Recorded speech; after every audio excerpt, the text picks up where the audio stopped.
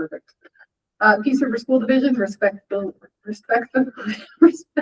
acknowledges that the land on which we gather is located within the Treaty 8 territory, a traditional meeting ground and home of the ancestral First People, the Cree and Dene, as well as the Métis. We are grateful for the traditional knowledge keepers and elders who are still with us today and for those who have gone before us. We recognize the land as an act of reconciliation and gratitude to those whose territory we reside on or are visiting. Okay, we'll go through the agenda. The only item on the agenda is 3.1, approval of the 2026-2027 budget.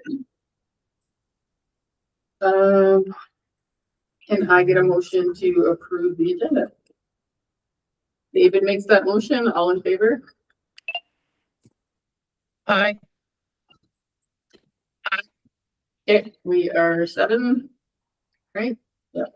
Can you see me from my computer? I'm not sure if I'm on call on my computer or just on my phone. I think I could just see you on your phone.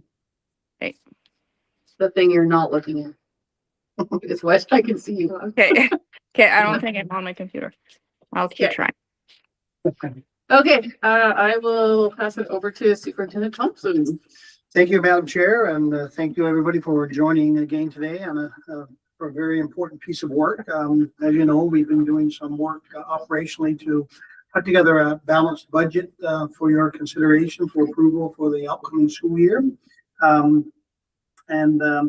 You know, we've had some challenges for sure, but the last time we met, we felt that we would be able to have a pathway forward when a few other things settled themselves out.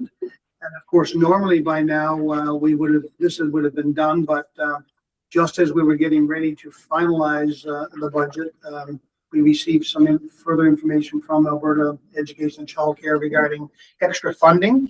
Therefore, because of the lateness of that decision, a delay in the submission deadline, which was shifted from the end of May until June 17th. So that's a little quick overview of why we are having a June 12th meeting when normally the budget should have been approved and submitted 2 weeks earlier. So today is an opportunity to go through the final submission or presentation that the staff has with regard to helping you achieve a balanced budget. And if after the conversation today, the budget is passed, then we will also update the education plan with that new information and get that ready for submission on June 17th as well. When we last met, we had a little over $300,000 deficit that we needed to address. What we will share today is a firm indication of how we eliminated that deficit such that you can review today a balanced budget. So I'm going to ask Rhonda to take your lead now and walk you through the document that you have before you. And we will also weigh in on a couple of pieces of this as we move forward. And hopefully when all is said and done, you'll have a very clear picture of you know, how we got here, and that will give you the information you need to have a good conversation and position yourselves for consideration of the budget. So the budget document is attached to the board agenda. I'll go through this document, not line by line, but I'll take you through how we ultimately put the budget together from the last meeting that we had as a group. So on the second page, page 2 of 10, and I know some of this is really hard to read. You can probably enlarge it on your screen, which is easier than when it's printed sometimes. But the 2 main points here that we always look at every year, the trustees together, because this is your budget document. I have put some information in here under the budget highlights, plans and assumptions, as well as the significant business and financial risks. I hope you all had a chance to read this, but I'll read through it because if there's anything that you want me to change on this document, I can make the changes before we ultimately, hopefully pass and submit this information to Alberta Education and Childcare. So under budget highlights, plans and assumptions, I've indicated on your behalf, again, this is your document, so you tell me what you want here. The Peace River School Division Board of Trustees approved the 2026-27 budget in support of the division's 24 to 29 education plan and the board's commitment to ensuring all students are literate, numerate, and successful through inclusionary practices. So this ties directly to the education plan. Resources will continue to be aligned with the board's priorities of literacy development, numeracy development, and inclusionary culture. Number 2, existing supports for literacy, numeracy, Indigenous education, mental health, student wellness, and virtual education programming will be maintained as much as possible with the funding available. And number 3, collective agreement obligations, salary settlements, and benefit cost increases have been incorporated based on available information.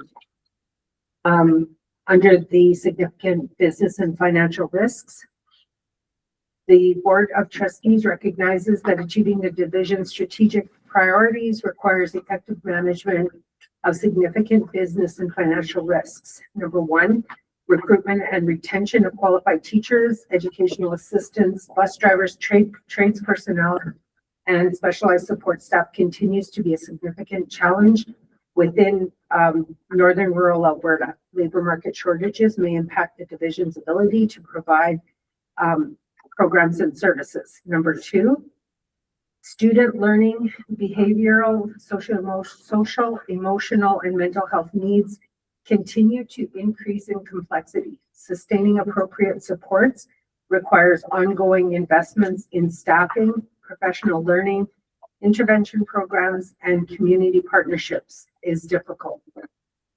Number 3, increasing reliance on digital technologies creates ongoing risks related to cybersecurity, privacy protection, infrastructure renewal, business continuity, and information management.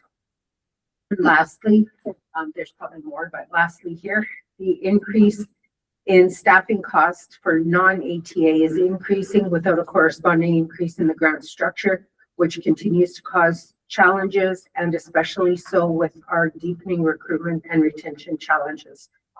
So if there's anything in that, in this part of the document that you would like to change or I didn't capture in the right way, you can let me know. I'm just wondering about sentence number 2. So the sentence sustaining appropriate supports requires ongoing investments, blah, blah. And then comma and community partnerships is difficult. If, because it kind of, like, could we just do sustaining appropriate supports, investments, professional learning, and okay, no, actually, I'm good. Sorry. You're And for me, I think it's really important to add the word flexible to inclusionary practices. I don't know how the rest of you feel. Where are you looking? Your beginning stages. I think it can be interpreted all kids in all classes all the time. For me, that's important. I don't know how the rest of you feel. Sorry, which sentence was that? The very top, the topic sentence on budget highlights, plans, and assumptions. So ensuring all students are literate, numerate, and successful through, I would add the word flexible inclusionary practices. I guess that's just coming from our education plan is kind of the through. Where you got that.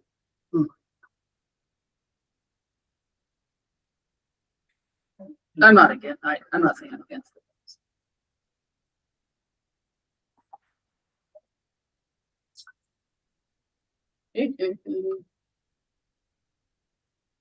Anything else on that? I think it's Okay. Someone's moved up. So the next page in the budget documents is the overall budgeted statement of operations. And this is very similar to the page that you get on a monthly basis from me. Only the columns are a little bit different current year to date and budget. So, but this is the same format that all of the financial communications to Alberta Education happen. This is a template document. So we have to follow the template. There's just nothing that we can really change in this document at all. So there's a lot of spaces where we may not have information because it's just not applicable to our division. But this shows that, as we've been talking about since we started the budget conversations, this is a balanced budget, and we've done a lot of work to get there. If you move to the next page, budgeted schedule of program operations, this breaks down those numbers into the different department areas. So we always report on instruction, operation and maintenance, transportation, system administration, which is the administration and the governance budget, and then external services, which are grants that we receive outside of education. So in instruction, we have to report separately on ECS and then grades 1 to 12. So in this budget, we still are budgeting for full day kindergarten, but we balanced the budget this year just between allocations the best that we could.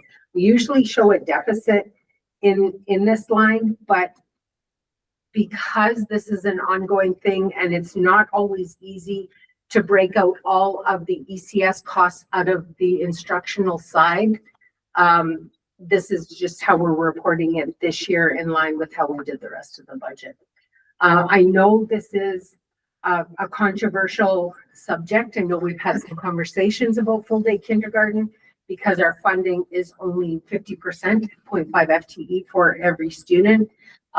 There are ongoing conversations with Holy Family School Division, and just will continue to have those conversations.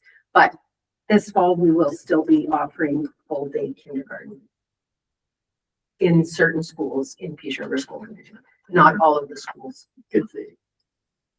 I got it. Some other things that are in the instructional budget, certificated staffing. So some small adjustments to certificated staffing, mostly based on enrollment. We do have about a just less than 2% decrease in student population next year. When we're staffing schools, we do have a staffing allocation model that we follow, and we have been following for several years now. And that's how we deploy staff to the individual schools. No individual school in Peace River School Division is seeing a significant decrease in teaching staff for the next school. Support staff in the schools. We also have a model for the information specialists and the office managers in schools. So the librarians and the office managers, we don't see a real change in the numbers of those positions being deployed to schools in the fall. They're relatively the same as they are this year. EAs are not allocated based on a staffing model or a grid. They are deployed to schools based on the school profile that outlines the needs of the schools based on the students that are expected to be there. So our learning services, Amanda Bliska's team does a lot of work with every school to review what their needs are in the schools in the fall. And that's how EAs are allocated the best that we can with the funding that we have. I think that's a fair way to describe how we allocate EAs to schools. So it's an intentional and very thoughtful process to doing that. Of course, there will always be surprises after September 30th, sometimes before September 30th. And because of that, we do have a small contingency of staffing for EAs based on what happens with enrollment in the fall. Students move, there may be changes, and we're constantly monitoring what the situation is in the school so that we can make sure that we're allocating resources the best that we can. The other contingency, as Jeff mentioned, we received middle of May, probably around the 17th or so of May. It was announced that we were receiving 3 FTE additional funding for certificated teachers for our division to help alleviate class sizes in the schools. And that is related to grades 1 to 9. So at this point, we're going to hold on to those teaching positions to see what actually comes in September so that we know where the congestion is in any classes before we start to deploy those teachers under that new grant. Another part of the instructional budget is school budgets. So every year we make an allocation to the schools that's made up of 3 separate parts. They get a school allocation that the administrator in the school is responsible for running their school. During this year so far, and the school year is almost over for the schools, a lot of the schools haven't spent their allocation, and that's the same for the last couple of years. We've seen that there's several schools that aren't using up their entire allocation. So I did a lot of review to see what this looks like. I don't want to over allocate in a place when we want to make sure that we have staffing in schools. So we did make some adjustments. Again, not a significant amount to any school in the division. It shouldn't cause problems at the school level, but it just allows us to make sure that we're meeting all of the other needs across the budget for the instructional side. So schools may see a little bit more in this allocation. The next allocation that goes to the schools is Indigenous education funding. Sorry, Jeff, can you pass me? Oh, yeah. Sorry, what page are we on, Rhonda? We're still on page 4. We'll be on this page for a little while. So Indigenous education funding, there's 2 parts to this allocation. As we have in the last several years, we do make an allocation to schools based on the number of self-declared Indigenous students in the current year. And that allows schools to have funding for cultural events in their schools, bringing in elders, beading programs, all sorts of things. And each school does this a little bit differently, but every school is doing this. For next year, we increase the amount that we're giving. So in addition to the per student, they're getting a base amount of funding that will help enhance what the school can do in their individual schools, because this is part of, and I'm speaking on the other side of the school division, not the business side, but it's a responsibility at the teacher level and the administrator level. So teachers and the leaders of the school are responsible for Indigenous education in their schools. So they're receiving, each school is receiving more money in the coming school year than they had to do those things in their school. And there is also funding at the division level in the Indigenous education budget to do extra things where there's a requirement or a request to do that. So each school also has that funding. The third allocation to the schools is nutrition grant funding. And we know now that there's 2 parts to this, the provincial grant and the national nutrition grant.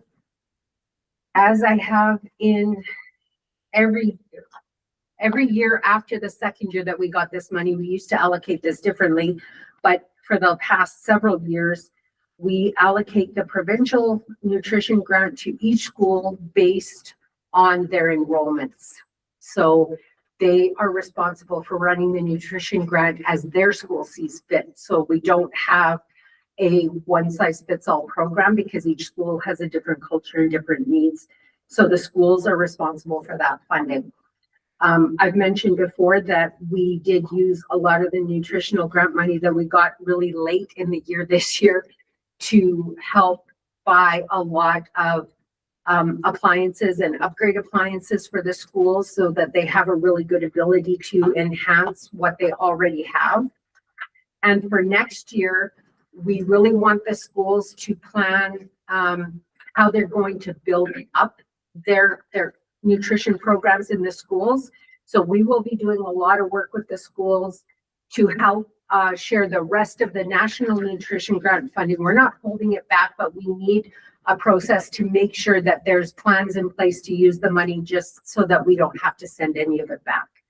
So the national funds will all be allocated to schools as well, but we're going to work in the fall because this is an addition to what they're already doing. So we want to make sure that we give them any supports they need to build that program how they see fit in their schools.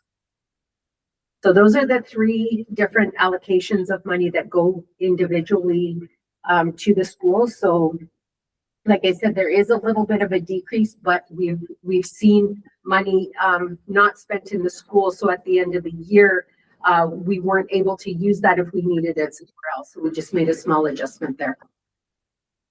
Wanda? So I'm looking on page 4 and I saw the First Nations funding, but I'm not seeing what you just talked about, Rhonda. I'm not sure where on page 4 that is. The nutrition grant funding, both the provincial and the national, is included in line number 1, Alberta Education and Childcare Funding. So Okay. summer funding, that's where that money is. And I can't remember how to lower my hand. Oh, maybe. Did it go down? Just No. click the hand again. I don't know. Sorry. Yeah. Oh, just click it again. Oh, there. Okay, thanks. Rhonda, do we actually know that amount? So that's Do we know the total amount there that was allotted for our division for the funding there for the lunch program? I sure do, but I don't have it off at the top of my head. I can get that I to you later appreciate in the that. meeting. Thank you. Sorry. Okay. Continuing on with the instruction, one of the big things that we hear about consistently are mental health supports in schools. And the year we had the pilot project, so 2 years ago, for those two, they extended it, so 2 years, we had a significant amount of money. This current year, we know that the funding was cut significantly, and because this is largely based on enrollment and we have a decrease in enrollment, so we're seeing even less of that money coming next year. We have 2 areas where mental health could be supported in our schools, and it comes from the mental health grant itself, which for next year is $147,536. And the other place that we see student wellness money, is how it's labeled, is in the multidisciplinary grant for services, which is largely the learning services grant. And the amount of that portion of the grant for student wellness is $362,665. So altogether, if we use all of that money in just for mental wellness, and there's other things that money is also used for in learning services, but the total of those 2 grants is $510,200. We have had social workers in the division for quite a while, for quite a few years now. There was a decrease for this current year, so we currently have social workers in the division. And we have Project Peace that is also provides a lot of supports for the division in Peace River and Grimshaw. We did. Want to do it? Sorry. Thank you. Sorry, Rhonda. Okay, I forget where I was now. Sorry. No, that's okay. Yeah, so Project Peace largely supports Peace River and Grimshaw. However, there was a request for next year to support Fairview, because we're the banker board for this project with mental health capacity building, which has moved from AHS to Recovery Alberta. So we will have a new contract this fall. We did get the contract document, so we feel better now that the funding will continue. So we're working through that at this point to see how that's going to look, providing workers in Fairview. And the reason for that is we're in partnership with Holy Family School Division, who now has a So school now in they're- Fairview. So that meant we needed to adjust some of the allocation in Peace River, Grimshaw, to shift a little bit of it there. I'm sorry, Rhonda, what was our learning services grant again? How much do we get? The piece of the learning services grant that is labeled student wellness is $362,665. What's the total learning services grant? I'll have to look that up for you. I don't have my funding profile in front right now. Okay.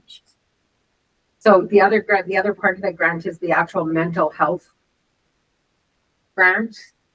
And that's $147,536. Which is the remnants of the pilot that we signed on for one of the 20 school jurisdictions, and we had about little over $1 million, and it was extended, went a year and a half, then it was extended for the rest of the year, and then there was an advocacy from the board table to try to extend that, so we did extend it for one more year, with $155,000 or $6,000 last year, and now 147. And through a lot of internal work, we've been able to extend those positions for one more year, but a year at a time, because we don't know, the funding is not certain year to year. Are these, I don't know what they're called now. They used to be called yes workers. But now then they became student support workers. Now we've made another change to try to make service a little more equitable across our division. So they're student success facilitators now. Okay. And that's encompassing all of our, so Right. the student wellness grant is, I mean, that's not just mental health, that's student wellness. Right. So it does encompass, I mean, it does take through social workers though. Does it mean that this, like, say, I'm gonna call it a yes worker. So does that pay for that yes worker, or are we going to get an additional person? Does that mean when you get this mental funding? health capacity, basically what we've done is we've taken a worker from Grimshaw and split them. There are very specific rules around mental health capacity grants. So we can't have part-time workers. So we're only allowed to have one part-time worker. So we've reduced Grimshaw's time and added time to Fairview. So I don't know how that will play out, if we'll be able to manage finding someone, or if, I mean, we're gonna have to try to move someone to Grimshaw. I mean, they may say, no, I'm not driving to Fairview. I don't want to drive to Fairview. But I just wondered, is this additional staff, or are we just able to maintain the staff that we have? well, this will be, it will be maintained staff, but it will be in a different area. Okay. It will be in Fairview. So no instead of real Grimshaw. changes of staffing levels, right?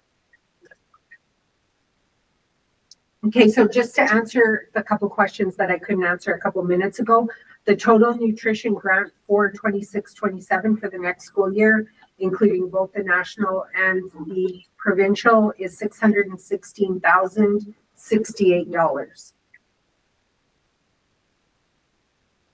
And the other question, the total specialized learning support grant, which includes that student wellness piece that I was talking about, is $2,860,799.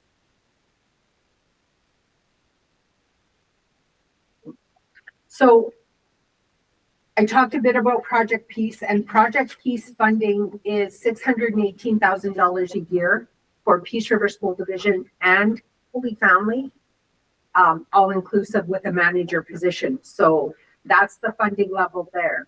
The yes workers that you've been talking about, Janet, really is outside of the scope of Project Peace.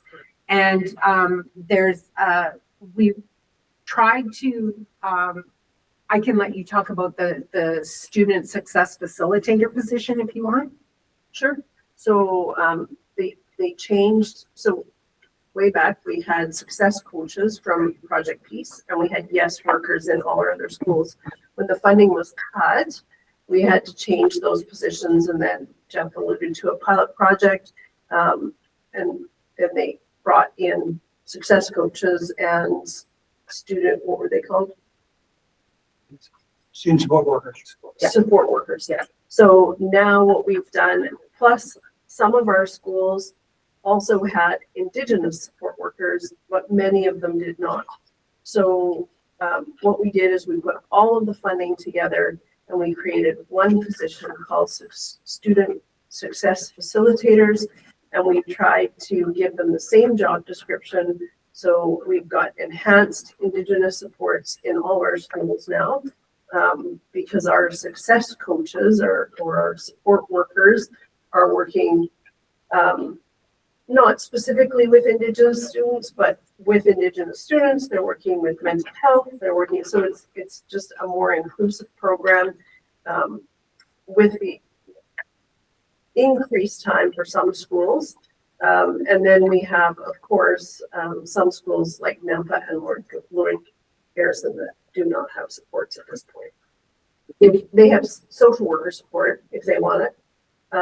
We do have social workers that go out there, but they don't have the success facilitator positions. We just don't have the money to do that. So Alita was talking about the supports that we have in schools, especially where we don't have Project Peace. And we also have social workers that we were talking about. And if you look at the 2 grants we're getting for student wellness, understanding that there's other pieces besides mental health that we need for student wellness, and the mental health grants, that's about $510,200. We have 3 social workers. We have right now budgeted about just over 8 FTE, 8.24 FTE of time for student success facilitators to make sure we have those supports across the entire division. The cost of that is $838,000. So the wellness grant and the mental health grant gives us $510,000. So we're tapping into other grants to be able to give those supports to all of our schools. So what we're trying to make sure is that to the best of our ability with the funding that we're receiving, all schools receive supports, both Indigenous and for all of the students, because our students are our students across the division. So that's how we're working with mental health supports in the schools with the funding that we're getting.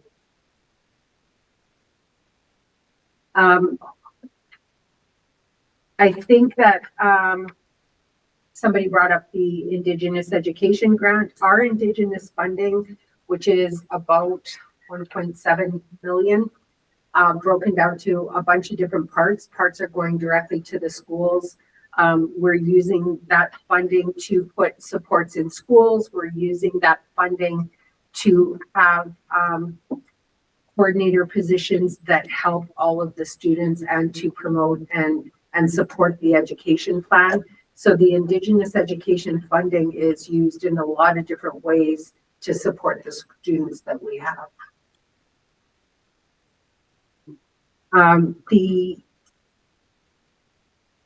I just lost the name of the budget center. Sorry about that. The shared instructional services budget. Again, I've talked about this at the budget meetings. Covers all of the things that are centrally provided. So when we have professional development money for support staffs, the professional development money for the ATA members, the admin meetings that we have, all of those things that are centrally directed don't come directly out of a school budget. So allocations of photocopiers and the insurance costs for liabilities and student insurance, all of those things come out of a shared instructional budget. I've gone through this line by line in the past. I could do it again, but we know the main things. And this budget is just a little over $1 million. So that's also part of the instructional section of the budget. So those are the highlights of instruction. Does anybody have any questions for me? Further questions for me on that? So I'm with Wanda and having a hard. So this is all under the umbrella of education and childcare. This is all the instructions. So you'll see the funding, the revenue, the top section of this document is revenue. So in the instruction pool, we're getting most of the revenue comes from Alberta Education and Childcare, as does the majority of the budget overall. But there are also additional places that we're getting funding.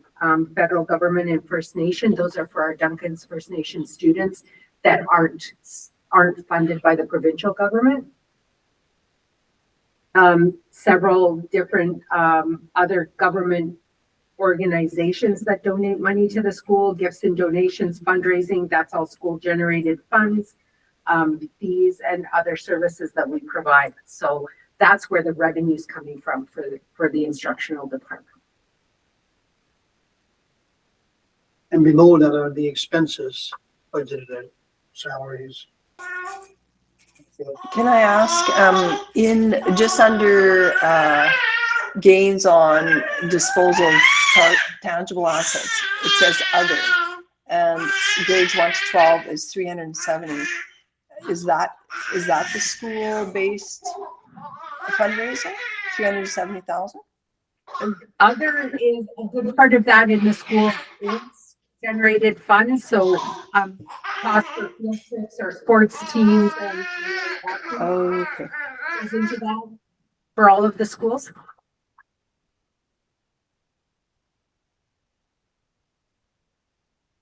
I don't know if I answered your question, Jen. I'll figure it out next year. That's okay. Okay. I'll move on to the next section, operations and maintenance. And there's no significant changes to the budget here, except that we're having problems recruiting staff. We had one plumber tender resignation, so we're looking for a plumber gas fitter. This isn't a new position. If you see the ad, we did have one person resign and is moving on to a different city to live in, and that's why we're advertising. We did have a one-year term position for administrative help. That person did resign before the end of the year. There isn't a plan to currently replace that position.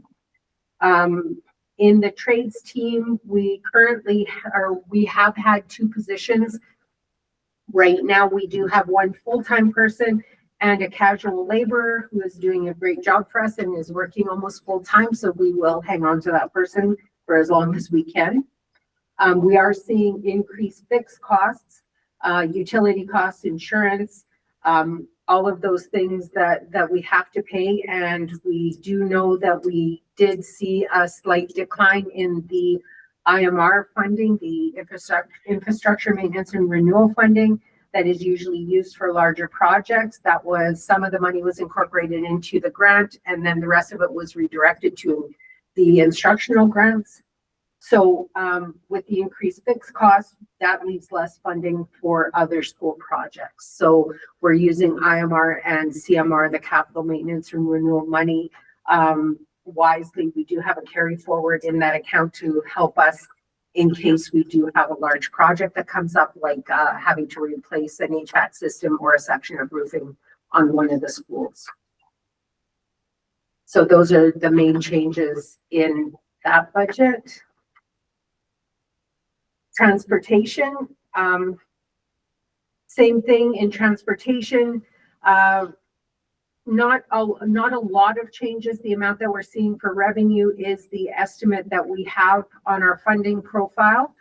We won't know the actual amount of funding for transportation until after the grant is submitted November 30th. So usually we find out in January, late January, what the actual funding level is going to be for transportation.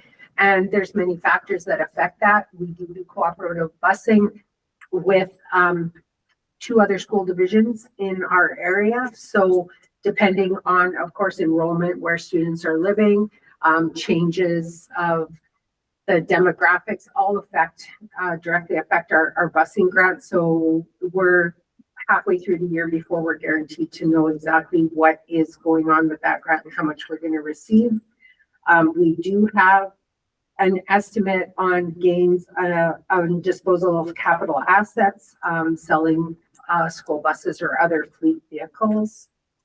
And the transportation department also does work for other divisions on their buses. So that's where we see other revenue coming into play here.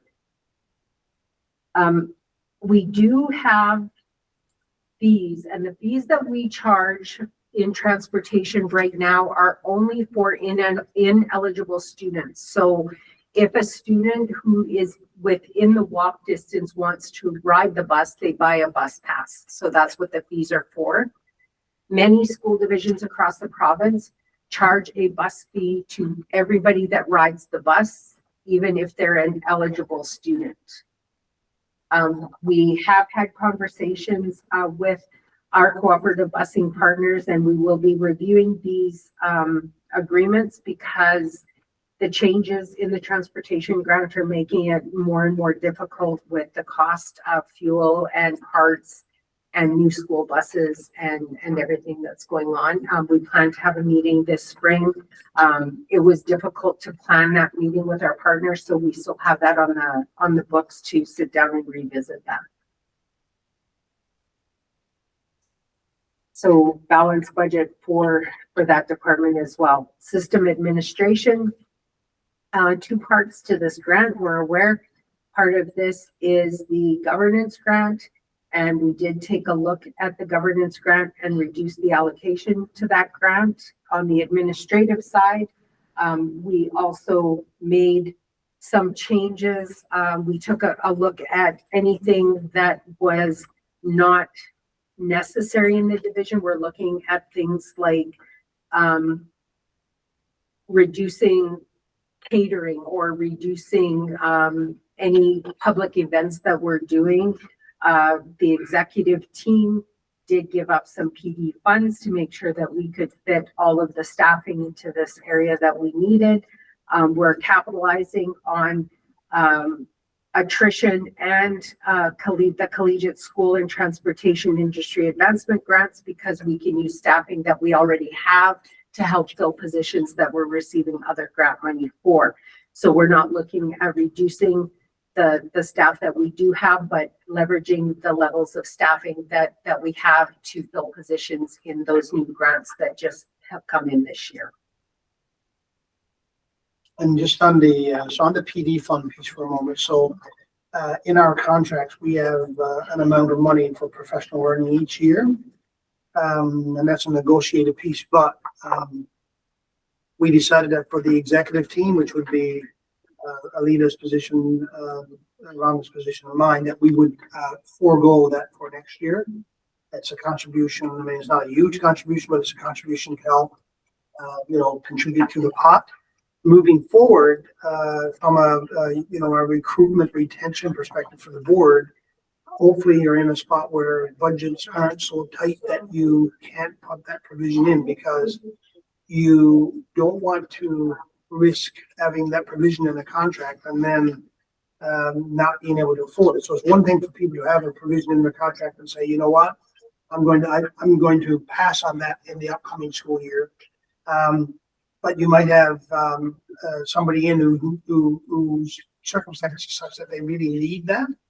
The other thing I'll say is need that PD. The other thing I'll say is that with the way things work at a government level now, in order to occupy our positions, we have to get a certified number of hours of PD. Now, thankfully, a lot of that can be achieved through participation in CAS or at ASBA and so on. But sometimes you might have a staff member who needs another 5 hours of professional learning to meet the minimum required for certification. And so it's an annual certification amount. But anyway, I just wanted to mention that piece. Like it's one of those situations whereby you go there if you have to, but hopefully you don't have to go there. And this year we were in a spot where we felt we needed to go there.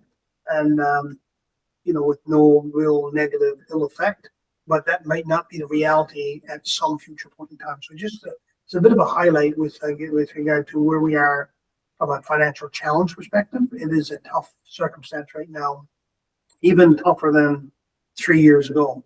which we predicted it would be, because once surpluses were burned off or used up, we predicted we would be in this situation.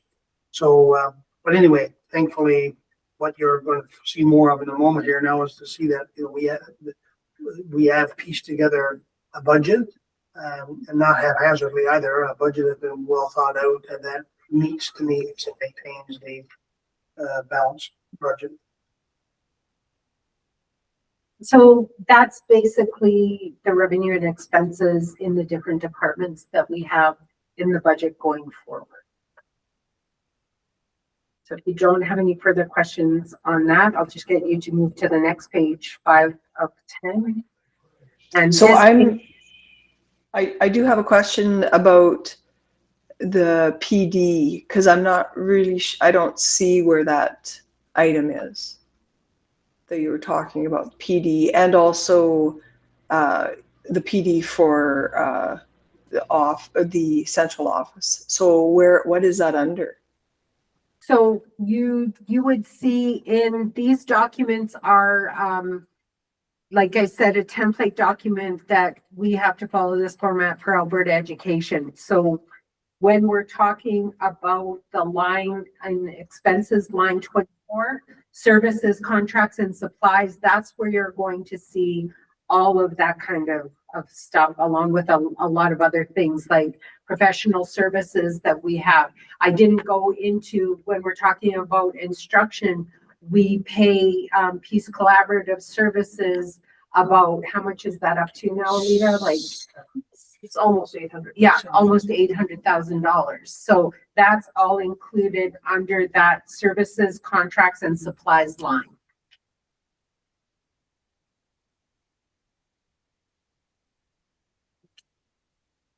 I thought that we had talked about the PD for teachers, so that is not off like we are not. No, there's still an allocation for PD for teachers and for support staff. Ah.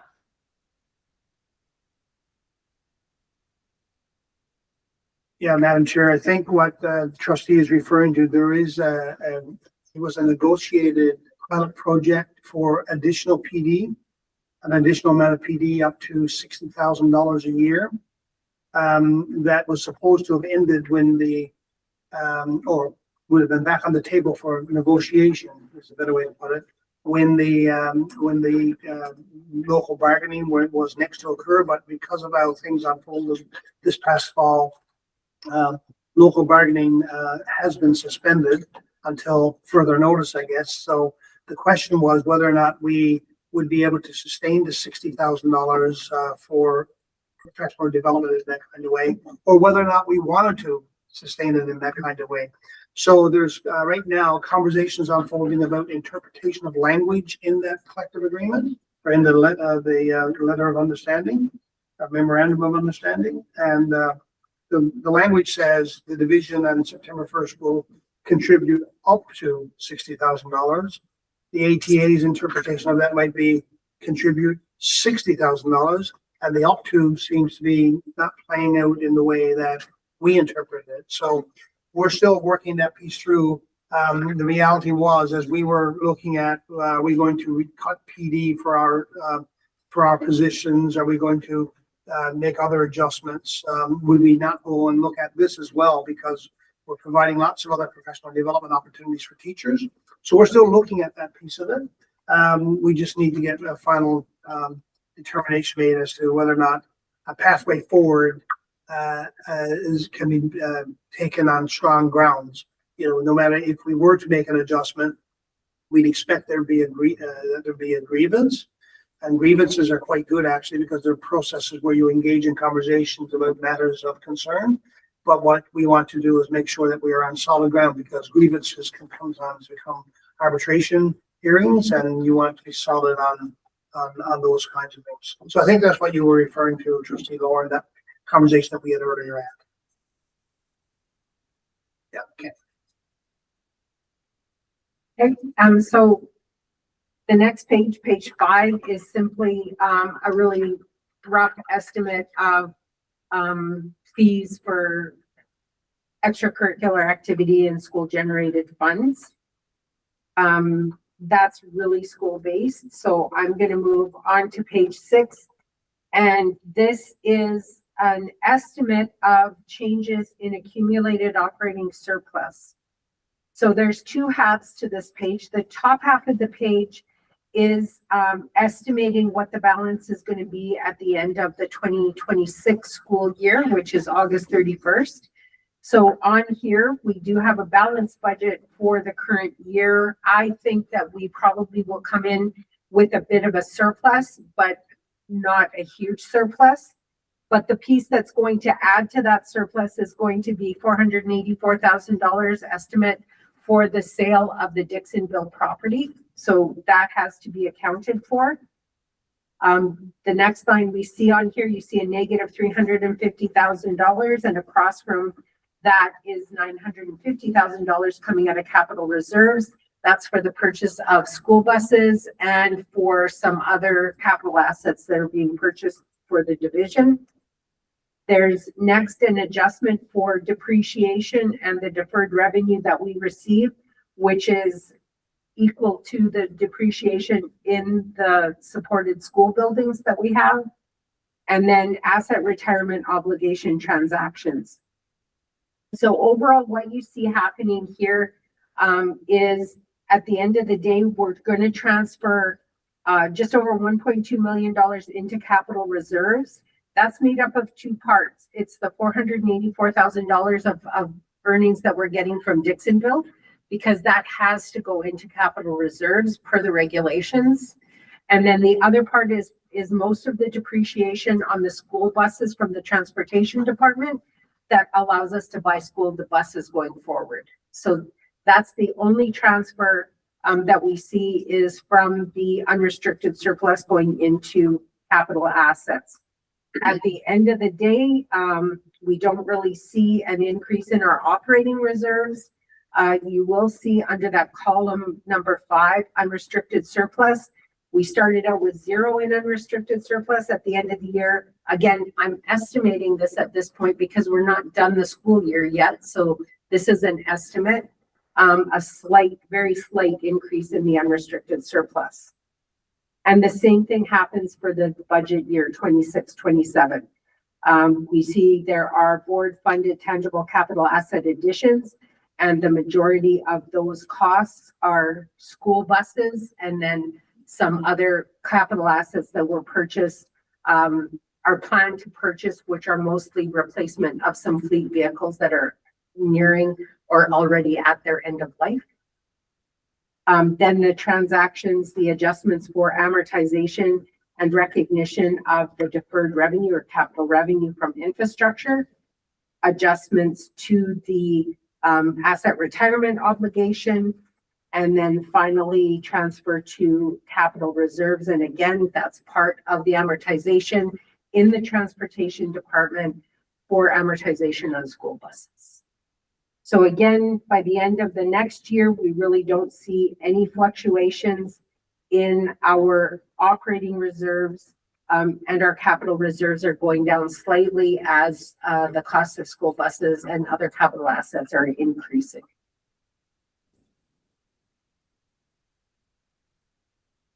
The rest of the pages that you see are really schedules of how we're using the reserve. I've talked about those already. There's no additional information. This is just a document that Alberta Education and Childcare uses to consolidate all 62 school divisions plus. So that's why the templates are designed the way they are. And then you will see on pages 8 and 9, we have,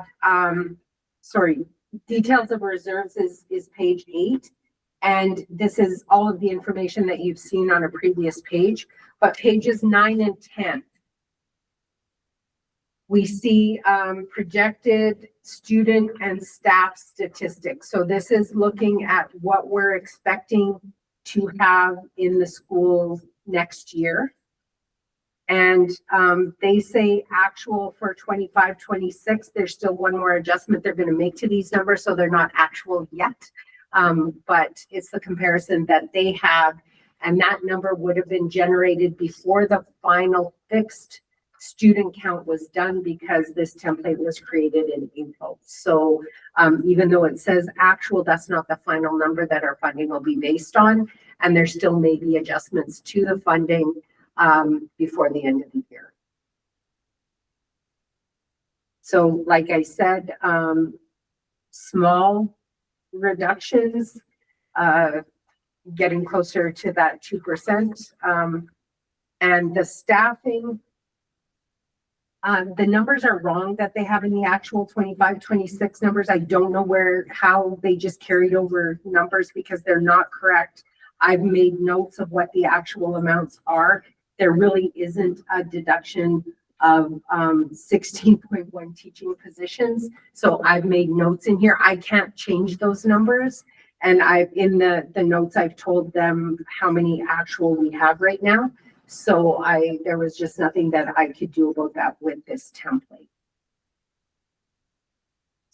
And the last page in the budget document is simply the system admin expense limit. So 4.64% of total expenditures is the estimate of our system admin and governance grant. So that's how they calculate what we're going to get in that grant. And that's the budget document. Do you like this method?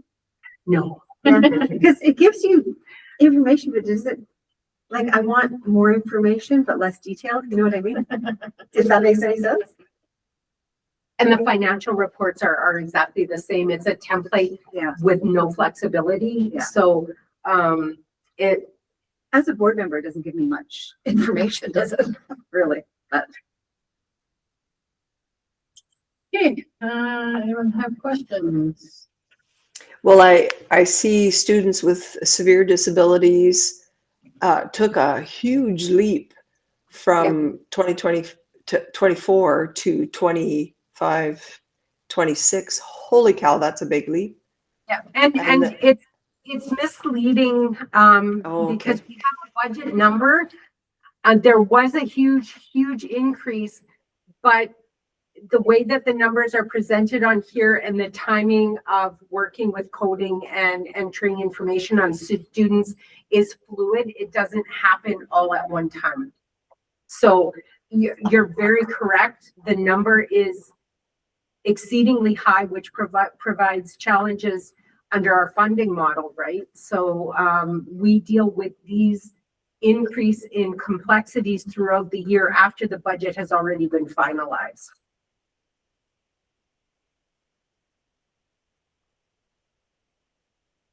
So I guess and maybe I missed it when I just did it. What changes since the last time we talked, I guess? Where were the?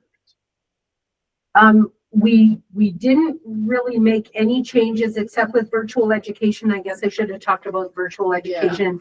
I apologize. I was trying to. It was a lot.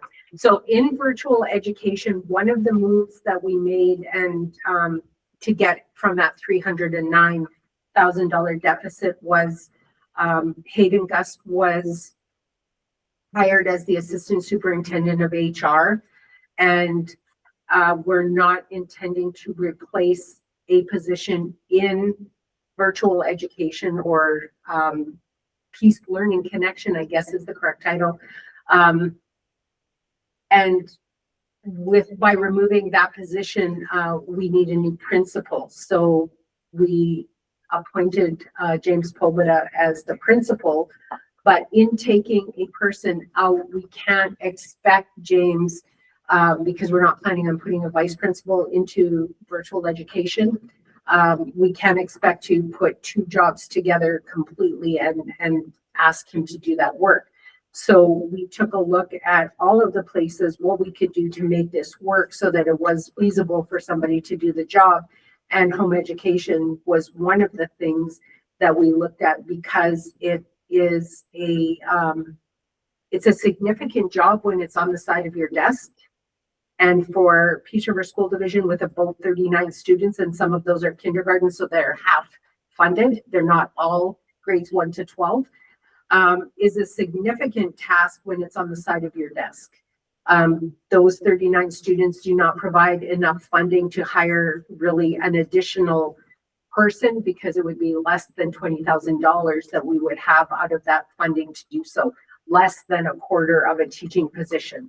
So Yeah, and so Madam Chair, I'll just add to that. So when we started this afternoon, we talked about the last time we were together, we were with this $309,000 shortfall or a deficit situation that we had to eliminate. So one was, as Rhonda just mentioned, that by virtue of the fact that Hayden won the competition for the assistant superintendent position, we felt that we wouldn't go to a replacement vice principal back. And in the conversations with the now principal, James Oberdorf, one of the things that we did negotiate was this, or the conversation around was the homeschooling piece. Once you get involved in homeschooling, and if you do it well or try to do it well, it can be a fair amount of work because you have to meet with parents, you have to look at the individualized education plan for each child. Sometimes it might necessitate assessing the home environment to see if indeed it's conducive to learning. And then there's checkpoints throughout the year, and then there's the year-end piece where we have to sort of sign off on saying that, not sort of, we have to sign off on saying that the child met the educational goals for the year. That's can work very smoothly in some instances. In other instances, maybe not so much. So, for example, in the past, we had difficulty having the initial meeting with some parents, let alone then do the follow-up work to see if their education goals are met. Because if you didn't meet with parents and you didn't have the goals established, it's hard to go back and determine whether or not the child has met those goals. So we, as an organization, we are at a bit of a crossroads in that we felt that we needed not to recreate another vice principal position in that school, and yet we needed to at least take some things off of the new principal's plates, because two positions were basically becoming one. He was going to be the sole administrator in the building. So the home learning, we have the option as a school division not to be involved in home learning. You can simply choose that we're not going to partner with parents in that, because it's time, the time commitment, there's the reputation of the corporate organization around the extent to which we do that work, and with due diligence and so on. And there are many jurisdictions who don't do that. And it's one of the reasons why in an earlier time, we had 450 students or so, because we had a whole pile of students from other school jurisdictions who were not providing home education. So we either won't be a provider next year, and we just advise parents of that, or if we were to be a provider, it would have to revert back to what an old pattern used to be a long time ago, and that is each individual principal would have to manage the children in their jurisdiction, and that in their neck of the woods, for whom that would be the school that the children would register in, typically if they were going to go to school. So we've leaned towards indicating to parents that we're not going to do the homeschooling piece next year.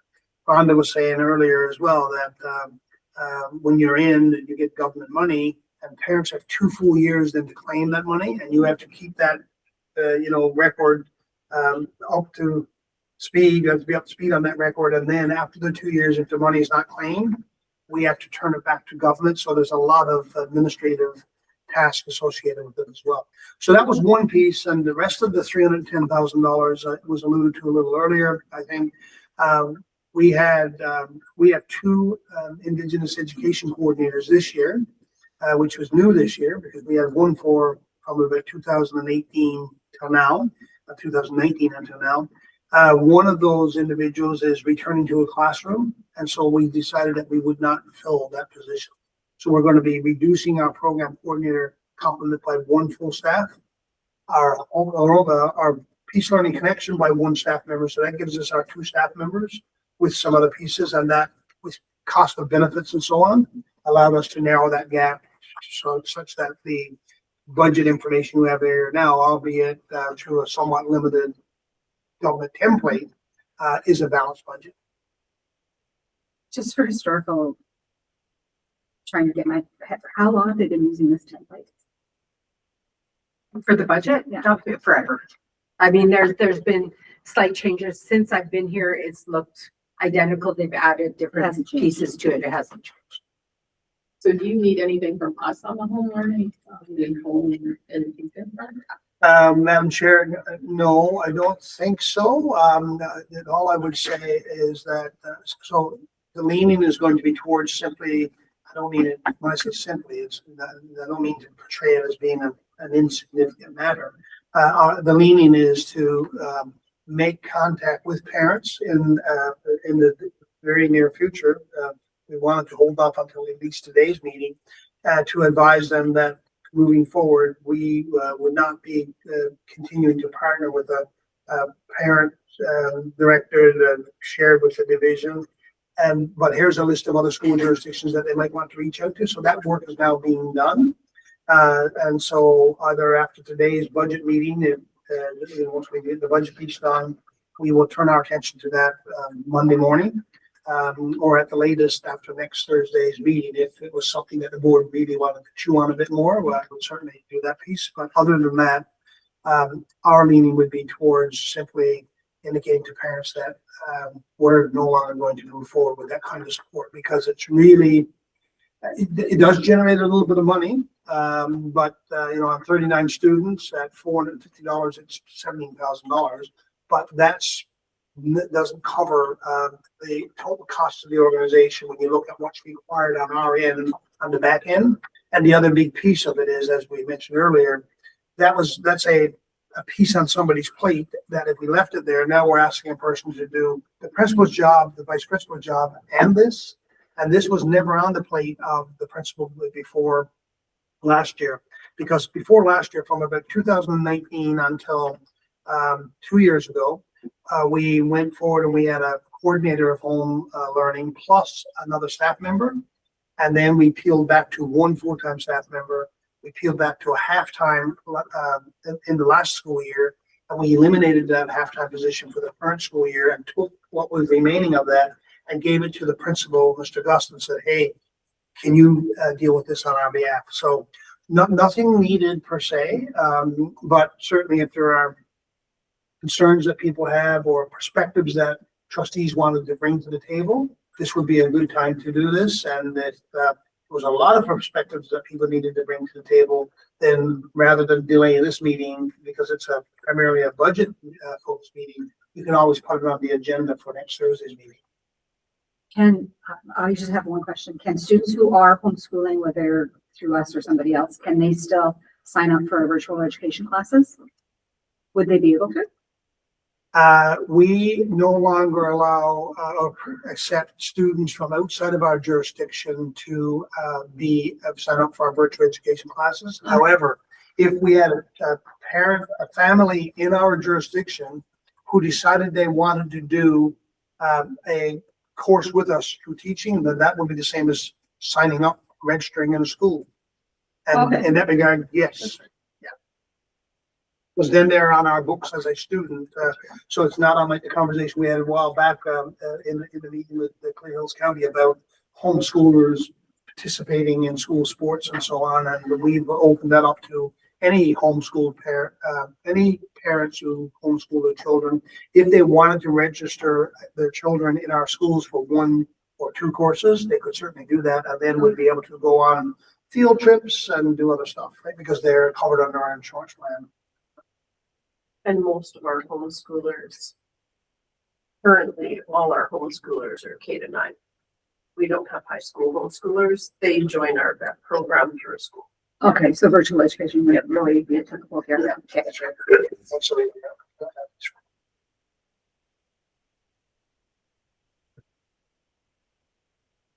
I think there's a lot of homeschooling like opportunities out there, like the people doing it well.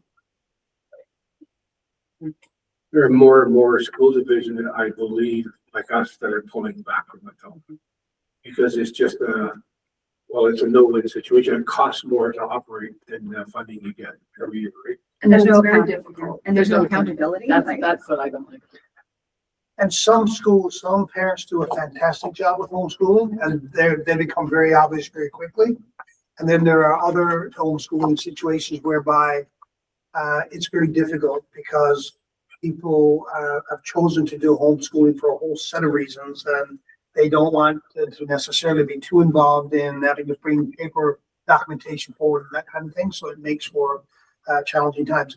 And hey, I'd say this to the board as well. If there was some glimmer of hope or some sense that if we continue with homeschooling, that we began to turn the corner, and some of our homeschoolers 10% one year, then 15 the next year, and 19% the year after that, they transition to doing some courses in our schools and then shift entirely to our schools, then you'd say, you know what, it's worth the time and effort and investment to keep that going. But we haven't seen that pattern at all in the sense about 2019. Well, it was the 2017-18 school year that the board really took a big shift in a different direction and worked hard to try to build a homeschooling program. And it did not translate into what the board at the time, the division at the time, because it was driven by the board, but also administratively, what the division at the time thought it would, and it's never ever bear fruit in every year. Anyone else have any questions?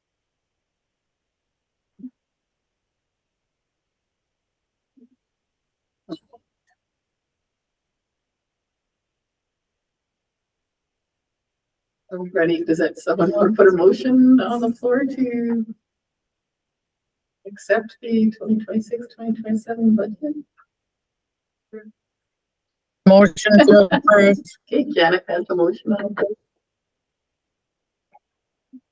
floor. Oh, okay. Janet made the motion, but any other further questions, comments? It doesn't have to be amended because let's just look, we added one word. Okay. Okay, all in favor? All right. We are 7. Thank you, everyone. I guess that's it. I need a motion to adjourn. Yeah, just before you do, Madam sorry. Chair, if I could say one other thing. So clearly, when we were going through this, then people were saying, yeah, I don't see all this.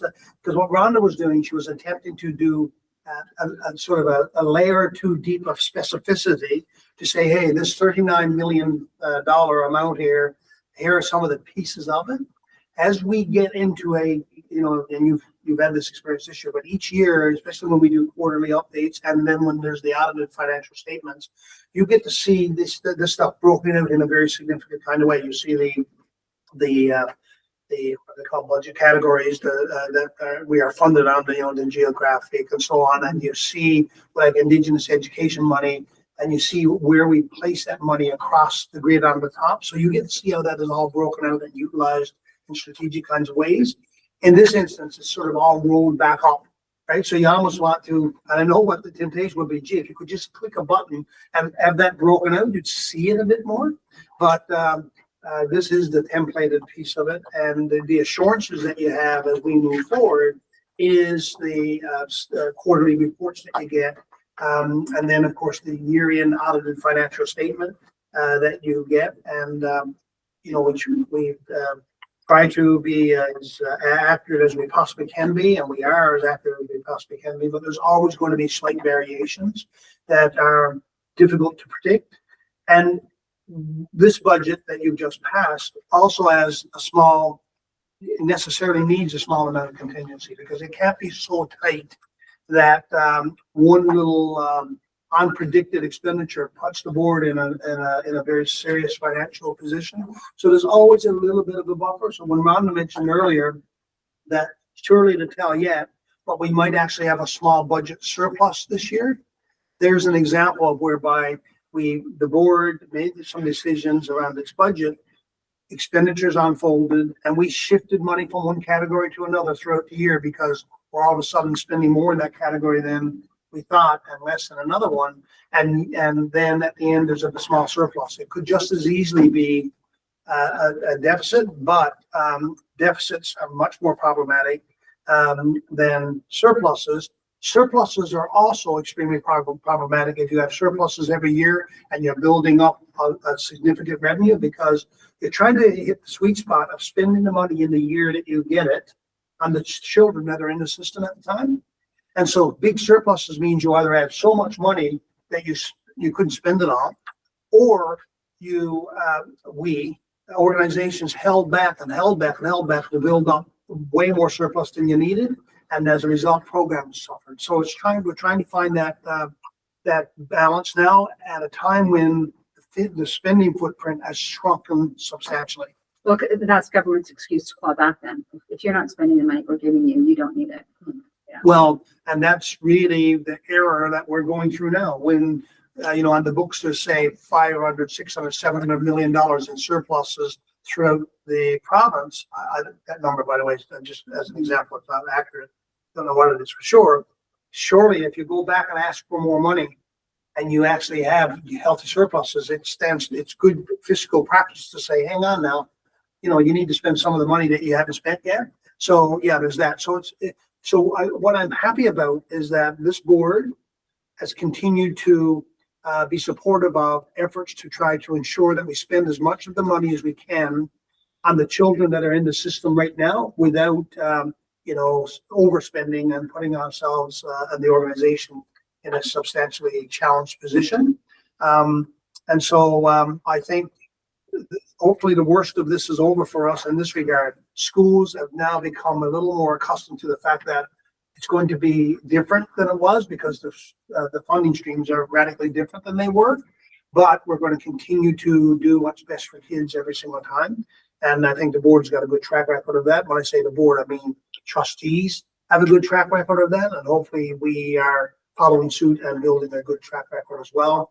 And the good news is that in this instance, other than the peace learning connection and the small adjustment in the student success facilitator positions, everything else at the school level is relatively constant, and that's a good thing to be able to achieve right now. Thank you for all your hard work. It's not fun.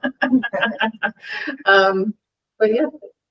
Okay, so anyone else will motion to adjourn someone, and then if everyone could stay on for 1 minute after we adjourn. David makes that motion. All in favor? We 7.